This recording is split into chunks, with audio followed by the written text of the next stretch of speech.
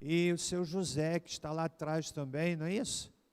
Vai submeter-se a uma cirurgia, também vamos orar por eles. Abra sua Bíblia no texto de Êxodo, capítulo de número 4.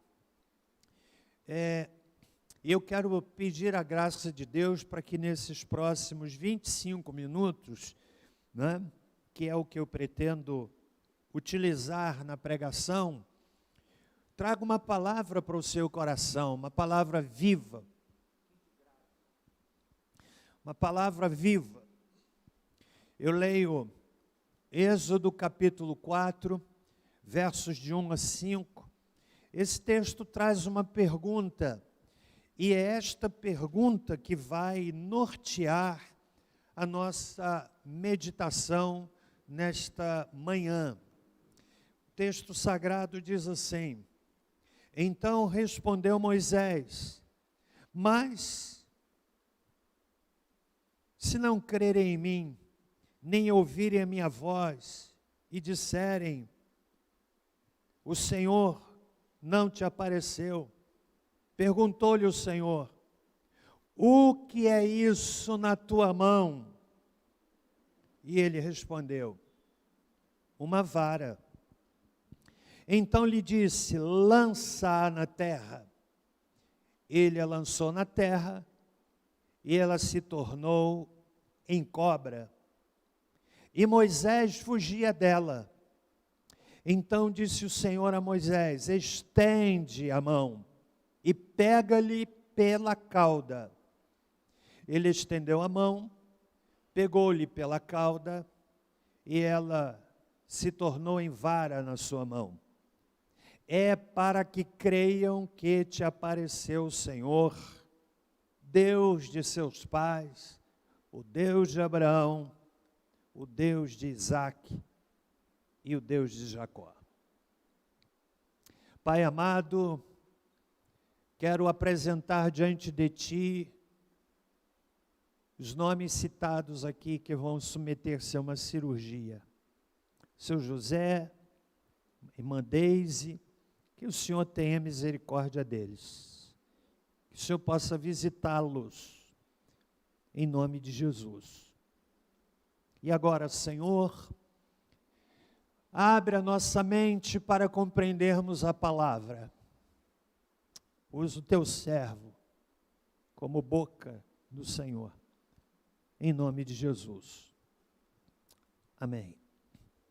Qual é a pergunta? Qual é a interrogação que está presente nesse texto, meus irmãos? É aquela que o Senhor faz a Moisés no versículo 2. Que é isso na tua mão? E é esta a pergunta que eu quero fazer a você. E é esta a palavra que eu quero trazer para você. Há uma abundância de pessoas na Bíblia que foram usadas de forma poderosa.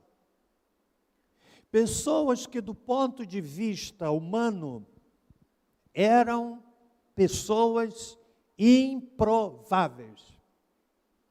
Abraão, por exemplo, era idoso quando Deus o chamou. Deus não o chamou como fez comigo. Logo depois da minha conversão aos 17 anos, ele já era idoso. Quando o Senhor Deus disse, sai da tua terra e da tua parentela. Jonas era obtuso, ou numa linguagem que eu creio, crânio resistente, cabeça dura. Deus o mandou ir para um lado, ele foi para outro. Jeremias era muito jovem. Capítulo 1, verso 7 de Jeremias diz isso. Ele fala, quando Deus o chama, eu sou uma criança. Gideão era pobre. Pedro era impulsivo e temperamental. Tipo, age primeiro e pensa depois. Timóteo era tímido. Tomé era cético, envolto em dúvidas. Todos diziam, Cristo ressuscitou. E ele disse, se eu não puser o dedo na ferida e se eu não vir, não vou crer. Marta, preocupada demais. Paulo não tinha aparência e a sua saúde era muito debilitada. E eu poderia enumerar tantas outras pessoas com as quais você e eu nos identificamos.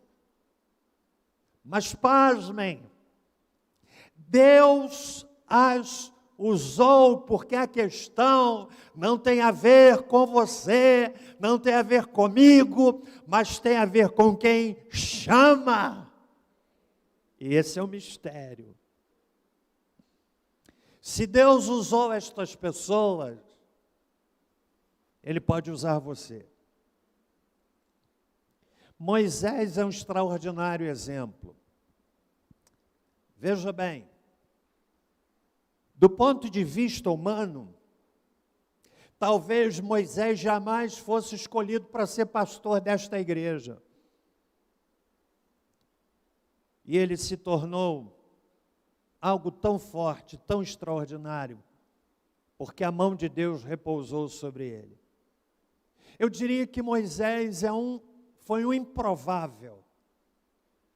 A missão a qual Deus o designaria era humanamente impossível de ser desenvolvida por ele, se não fosse a mão do Senhor. Era ele quem Deus usaria para libertar o povo do cativeiro. Capítulo 3, verso 10 de Êxodo. Deus poderia ter escolhido outros. Mas como disse Paulo, Deus escolhe as coisas loucas deste mundo. Você sabe qual é a impressão que eu tenho? Deus tem um extraordinário bom humor. Eu diria, Deus é louco. Na perspectiva humana. Porque está lá, no verso 10, que Deus escolhe um improvável chamado Moisés, e disse para ele assim, está lá no verso 10, vem agora, e eu te enviarei a Faraó, para que tires do Egito o meu povo, os filhos de Israel. Capítulo 3, verso 10. Moisés era um homem com muitas limitações. E eu quero nessa manhã, trazendo essa palavra, que é que você tem nas mãos, pedir ao Espírito Santo que desconstrua na sua mente alguns bloqueios, por conta das suas limitações, da sua incapacidade, da sua impotência, e que acabam lhe fazendo aquém daquilo que, mesmo com as suas limitações, há pessoas que têm limitações por conta de crescerem num ambiente de não pode, de tantas palavras negativas, e foram crescendo e tiveram construído dentro do coração um complexo que as inibe, que as limita, que faz com que eles fiquem aquém daquilo que Deus quer que sejam. A questão não tem a ver com você, mas tem a ver com quem chama. E se você entender isso, e olhar o que você tem nas mãos, você vai ser poderosamente usado por Ele.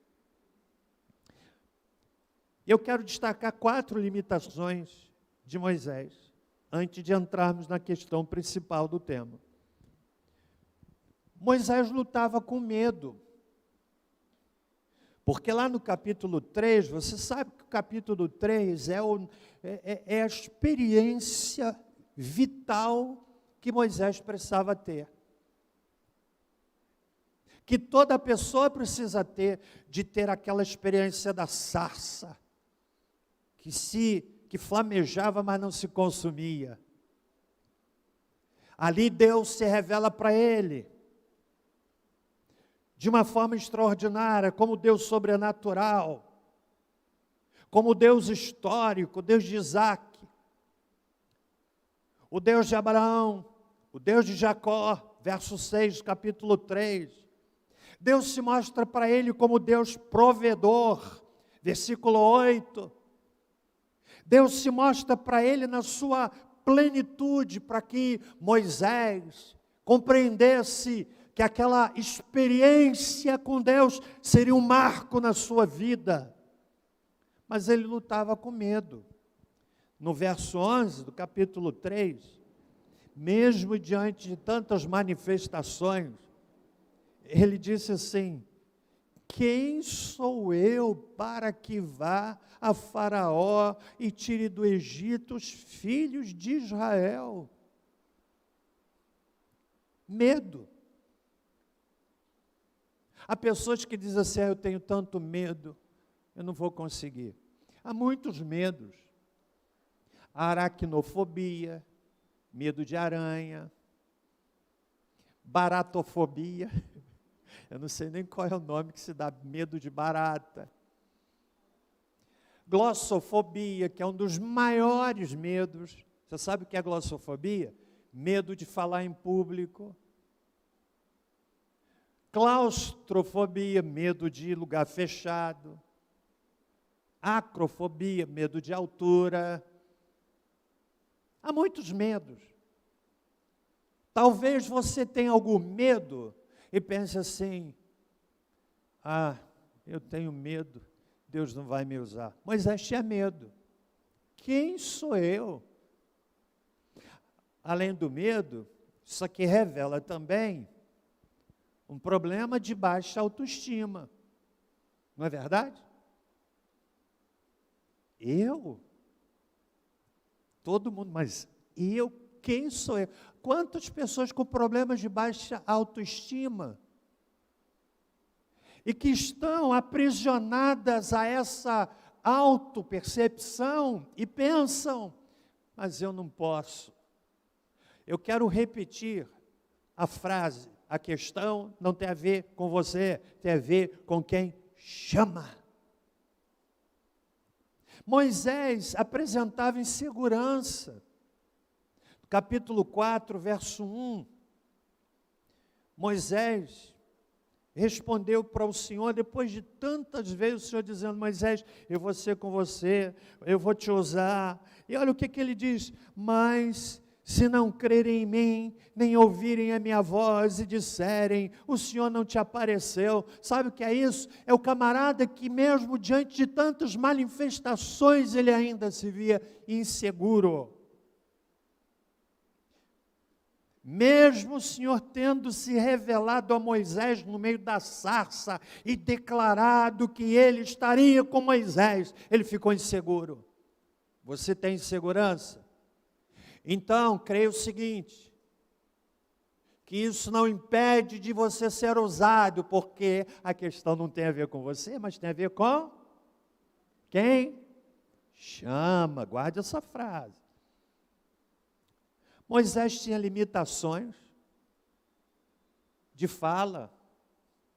No verso 10 do capítulo 4, é interessante que, lendo o capítulo 3 e o capítulo 4, Deus está insistindo com Moisés. Moisés era também aquele indivíduo que eu chamaria de crânio resistente, cabeça dura. Chega um momento que Moisés diz assim no verso 10, Senhor, eu nunca fui eloquente, nem antes nem depois que falaste a teu servo, sou pesado de boca e pesado de língua. Moisés apresentava inabilidade para falar. talvez com dificuldades para articular o pensamento e a palavra. A eloquência, dentro da cultura egípcia, era considerada muito importante, e Moisés sabia disso. Ele foi um grande filósofo, Moisés foi um grande estadista, Moisés foi um grande líder, mas ele não foi um grande orador. Um homem de mente lúcida, grande pensamento e julgamento sólido, mas não tinha língua volúvel, ou uma expressão pronta. Portanto, ele se considerava incapaz de falar diante de grandes homens sobre grandes negócios. E ele experimentava o perigo de ser atropelado pela fala dos outros.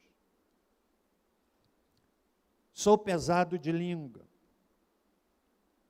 O texto de Atos, capítulo 7, verso 22, deixa claro que Moisés era poderoso na palavra, mas não era eloquente.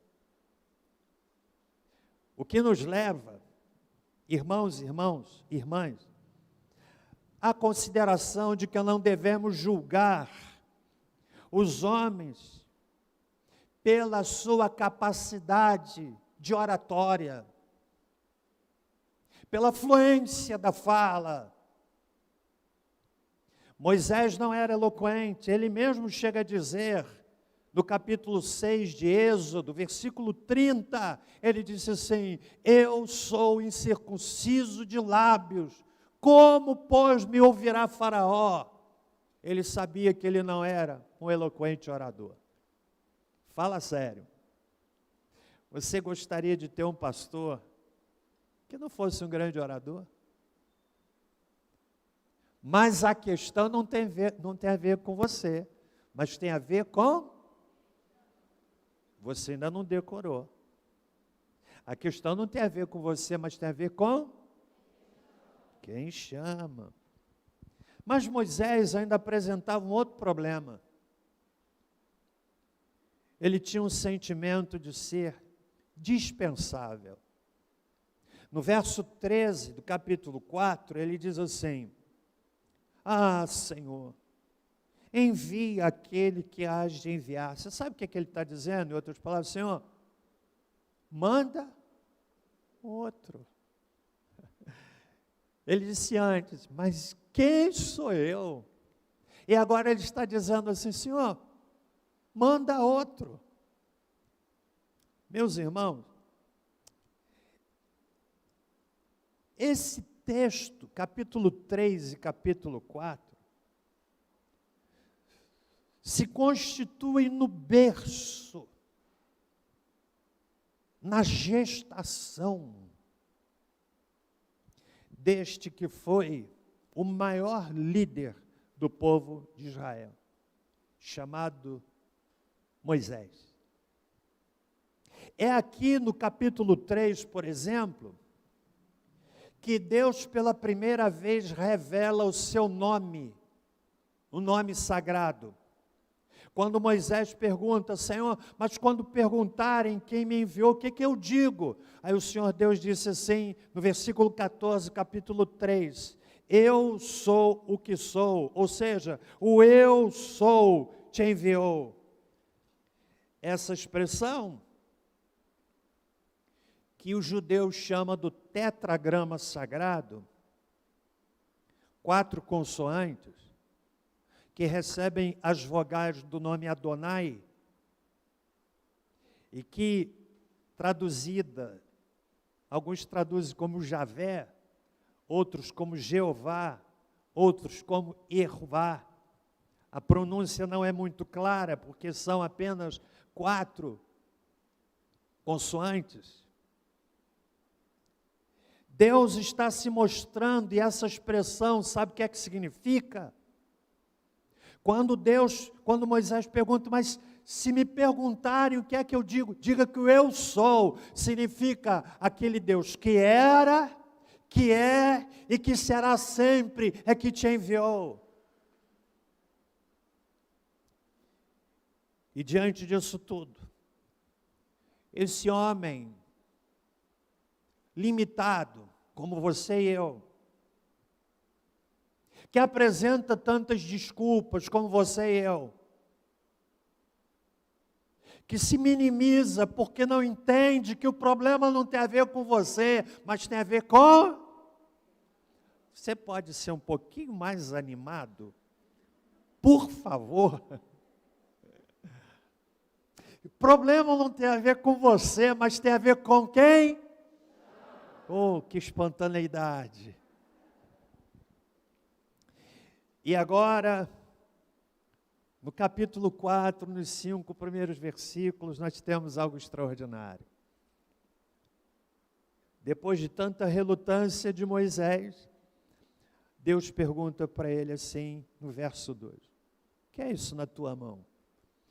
Pega o meu cajado ali, por favor, aquela vara ali.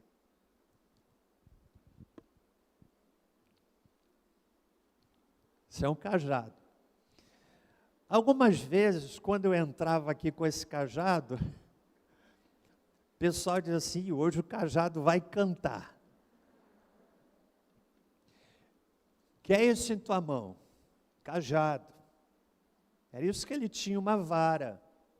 Talvez não tivesse esse formato, embora Moisés fosse um condutor lá do rebanho de Jetro, ou Reuel, que era o seu pai. Está aí no capítulo 2. O que é isso em tua mão? O que representava o cajado? Cajado, ou a vara de Moisés, representava pelo menos 3 coisas. Primeiro, representava a sua identidade. Ele era pastor.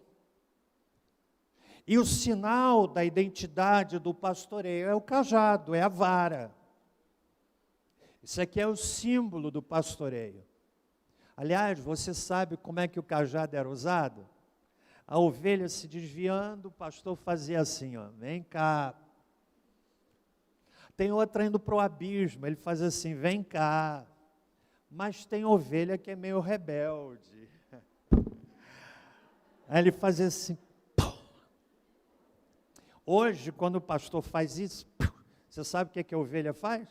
Vai para outra igreja.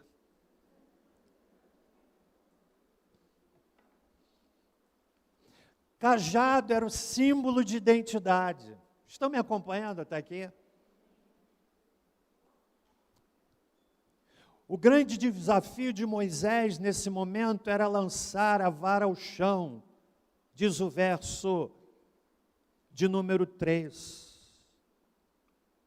Em outras palavras, Moisés precisava entregar o que tinha e o que era a sua identidade. Esse é o sentido de lançar o cajado ou a vara no chão. Homem limitado, falho, crânio resistente. E Deus disse, o que é que você tem na mão? Lança no chão.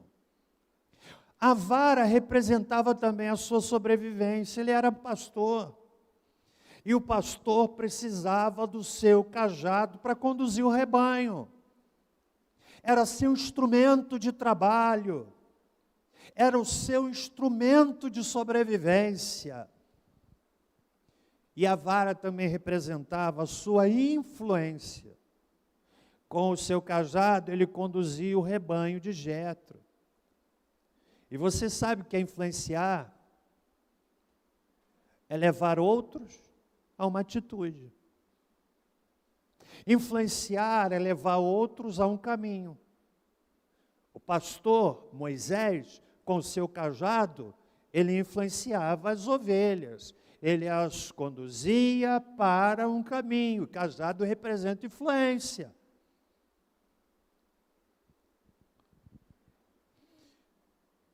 A vara, portanto, irmãos, permitia que o rebanho fosse orientado. E agora o Senhor Deus disse para Moisés assim: o que é isso na tua mão? E eu quero destacar pelo menos 3 verdades sobre essa dinâmica. Estão comigo até aqui? Está entendendo? Pelo menos 3 verdades. Você já se identificou em alguma medida com Moisés? Quem se identificou aqui? Sinceramente. Medo, baixa autoestima,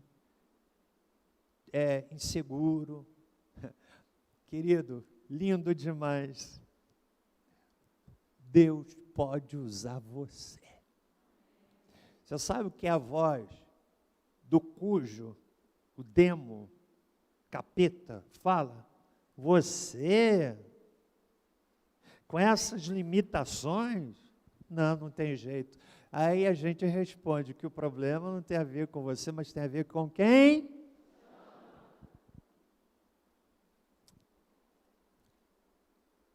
O que nós aprendemos aqui?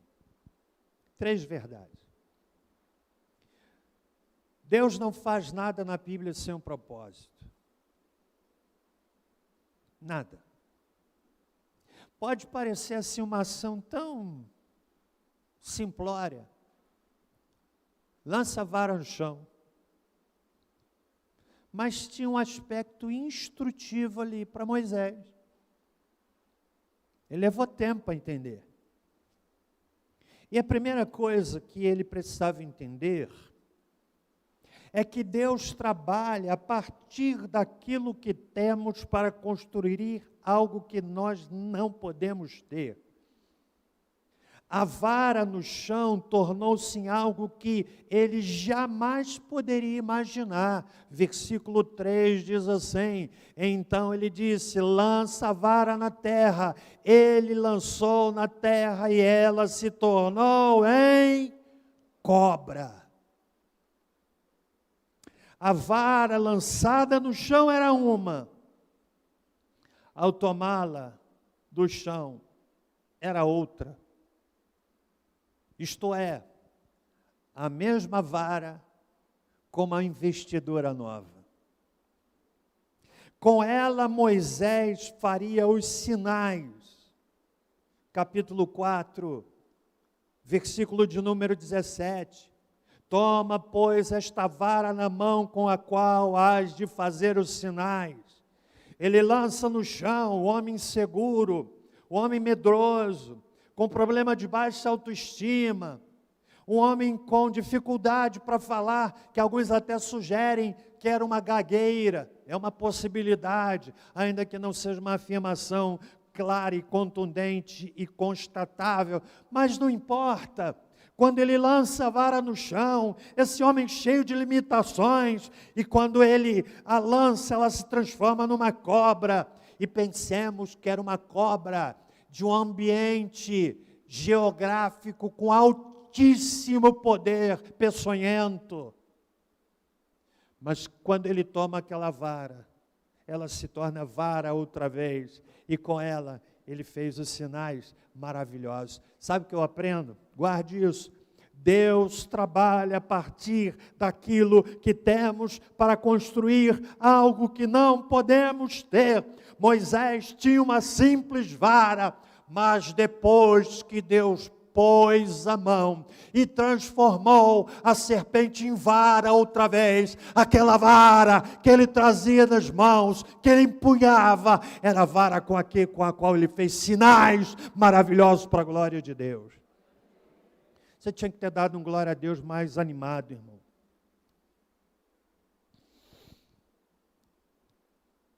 Não era mais a vara de Moisés. A partir daquele momento, capítulo 4, verso 20, não fala mais em vara de Moisés, mas está aí no capítulo 4, verso 20, assim tomou Moisés sua mulher e seus filhos, e os fez montar no jumento, e voltou para a terra do Egito, e Moisés levou o quê? Levou o quê? Levou o quê? A partir daquele momento era a vara de quem? Percebeu o mistério? Agora é a vara de Deus. Segundo lugar,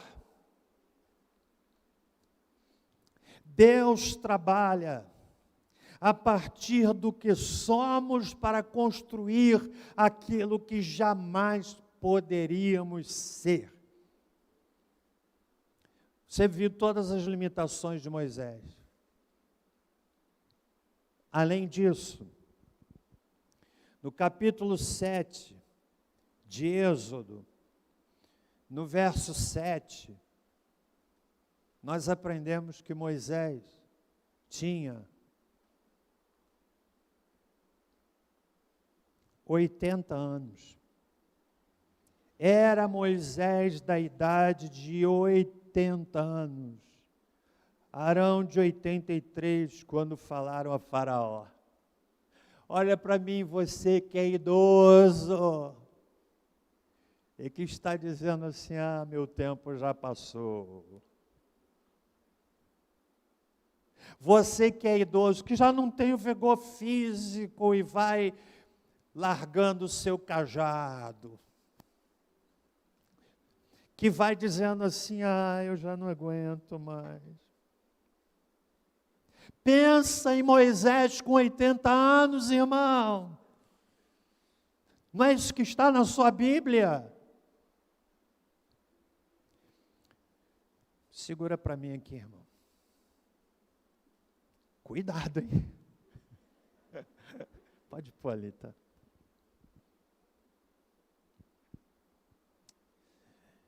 Deus trabalha a partir daquilo que somos para construir aquilo que jamais poderemos ser. Quem era Moisés? Diz o verso 1 do capítulo 3, no nosso estudo bíblico, que ele apacentava o rebanho de Jetro, seu sogro. Ele era pastor de ovelha. Era o que ele era. Mas a partir daquele momento, Deus tira aquele homem da indigência, do anonimato, e o faz líder do povo de Deus. Irmãos, isso é poderoso demais. Compartilhava antes de ontem com alguns líderes.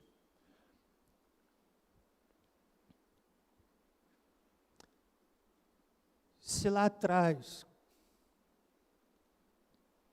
quando me converti com 17 anos, tímido, complexado, cheio de traumas familiares, crescendo numa família que brigava o dia todo, de ofensas. Se alguém me dissesse, naquele dia em que eu me converti com 17 anos, e começou a ser gerado no meu coração um desejo de abrir mão do meu sonho de ser um engenheiro e ser um pregador do Evangelho, ser um missionário. Se alguém lá naquela época me mostrasse o futuro que é hoje o presente, sabe o que eu diria? Não, isso não, você será outra pessoa. Eu não acreditaria. Eu não acreditaria, mas eu aprendo que o Senhor trabalha a partir daquilo que somos,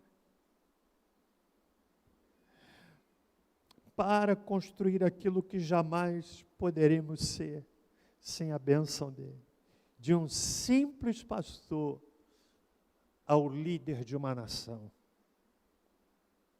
Compreende? Porque o problema não tem a ver com você, mas tem a ver com quem? Estão entendendo? Quantos estão compreendendo? Último lugar. Vamos lá, primeiro lugar, Deus trabalha a partir daquilo que temos para construir algo que não podemos ter. Deus trabalha a partir do que somos para construir aquilo que jamais poderíamos ser. E por fim, Deus trabalha a partir da nossa entrega. Você entendeu o sentido do cajado? O instrumento mais importante para Moisés era o cajado. Sem cajado não tinha como conduzir, ou vara, não tinha como conduzir o povo, o rebanho. O cajado só se tornou serpente porque Moisés o lançou no chão. Sem isso, o cajado continuaria sendo cajado, a vara continuaria sendo vara. Você entendeu que depois daquele momento, a vara não é mais a vara de Moisés, mas é a vara de Deus, porque houve entrega. A entrega da vara de Moisés fez com que o Senhor operasse maravilhas, maravilhas. Está aí no versículo de número 21.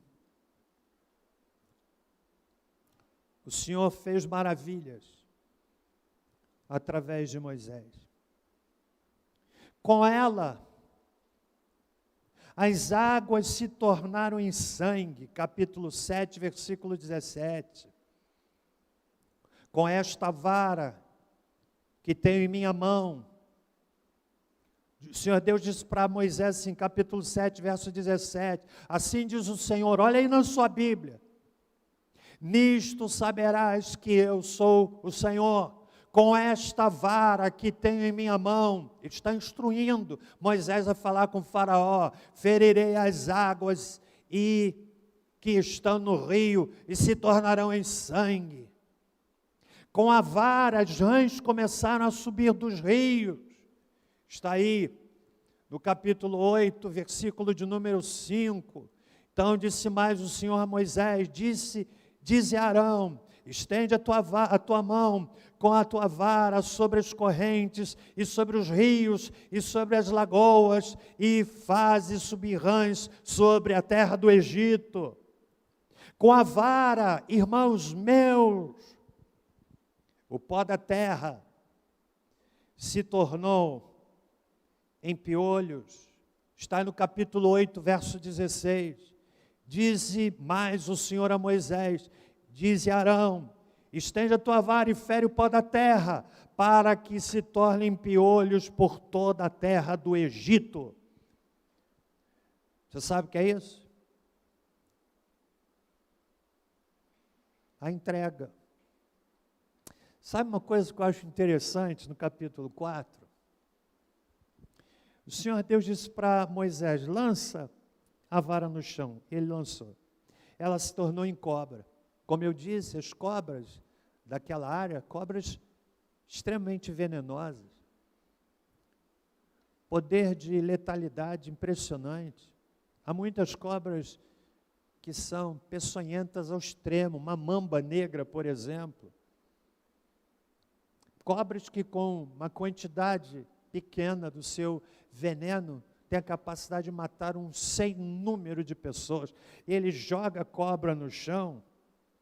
Agora, olha a riqueza do detalhe. Eu não sei como é que é esse negócio de segurar uma cobra, mas quando eu vejo um documentário, eu observo que as pessoas pegam uma cobra, como? Segurando onde? Na cabeça. Quem é que já viu isso? Você sabe por quê? Porque asfixia a cobra e ela fica inerte. Segurar na cauda tem um risco tremendo. Qual é o risco? Ela se volta, mordeu, picou. Mas olhe o que é que o Senhor Deus especifica no texto. Verso 4, capítulo 4. Olha que riqueza. Então disse o Senhor a Moisés, estende a mão e pega-lhe. Sabe qual é o mistério? Construir confiança. Dá um glória a Deus, irmão. Joia da palavra. Qualquer pessoa pegaria pela cabeça, mas Deus estava trabalhando, era Moisés. Porque o problema, você já sabe. Estava trabalhando a confiança, jogou, imagina aquela serpente. Nesse momento a memória de Moisés deve ter vindo assim, as serpentes venenosas, as serpentes que mataram tantas pessoas, que eram de um poder de letalidade enorme, e aquela cobra zigue-zagueando no chão, aquela cobra venenosa, aquela cobra peçonhenta. Agora Deus disse assim: Moisés, vai lá e pega pela cauda. Que coisa, hein? E ele foi, construiu confiança. Quando ele segurou, era vara outra vez. Lindo demais. O que você tem nas mãos?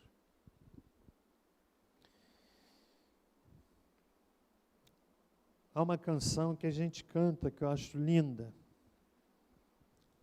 Como agradecer ao Senhor tudo que fez por mim. Bênçãos sem medidas para mostrar o seu amor sem fim. E tem uma parte assim: tudo que tenho, tudo que sou, e que vier a ser, eu. Podemos encerrar com essa canção? Quantos aqui foram abençoados nessa manhã? Você pode dizer assim: obrigado, Senhor, por tua palavra? Vamos ficar em pé. Passamos alguns poucos minutos, mas eu gostaria que você, se puder, nós encerrássemos o culto com essa canção. Sobretudo quando pensarmos nessa frase: tudo que tenho, tudo que sou, eu ofereço a Ti. Deus nos abençoe. Há pessoas aqui que hoje